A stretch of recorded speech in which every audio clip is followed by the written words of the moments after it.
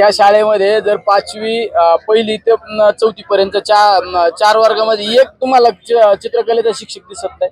पाचवी ते दहावी जर पाहिलं तर एक कलेचं शिक्षक दिसत नाही। एखादा असला त्यांनी सगळ्या विषयांवर कसं सगळ्या वर्गात कसं शिकवायचं।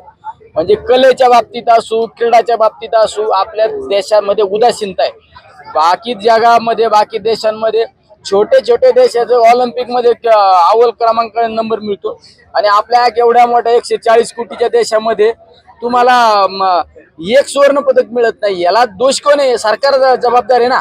तुम्ही जर चांगल्या पद्धतीने कलागुणामध्ये वाव दिला, क्रीडा विभागामध्ये वाव दिला तर आपले मुलं चमकणार ना सर्वसामान्य कुटुंबात। आपल्या शिक्षण क्षेत्रात एक विसंगती आहे।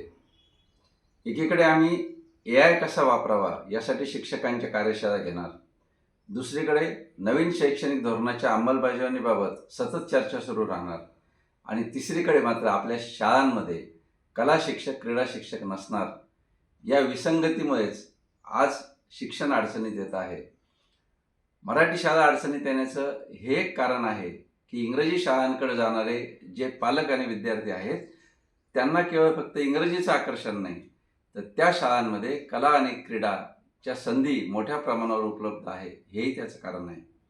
आज आपण मोठ्या मोठ्या इंग्रजी शाळांमध्ये पाहिलं तर क्रीडेसाठी अनेक शिक्षक नियुक्त असतात, कलेसाठी फक्त चित्रकला नाही तर गायन असेल, नृत्य असेल, वेगवेगळ्या प्रकारच्या कलांसाठी स्वतंत्र शिक्षक तिथे नेमलेले असतात। त्यासाठीचं इन्फ्रास्ट्रक्चर त्या ठिकाणी असतं आणि त्या ठिकाणी जे क्रीडा साहित्य असतं त्यातून विद्यार्थी अगदी राष्ट्रीय स्तरापर्यंत सुद्धा जातात। आज आमच्या मराठी शाळांमध्ये आदिवासी भागातल्या विद्यार्थ्यांमध्ये टॅलेंट आहे, परंतु या प्रकारचं मार्गदर्शन नसल्यामुळं, या प्रकारच्या सुविधा नसल्यामुळं आमचे विद्यार्थी पुढे जात नाहीत आणि त्यामुळे अनेक पालक आज इंग्रजी माध्यमाच्या शाळांना पसंती देतात।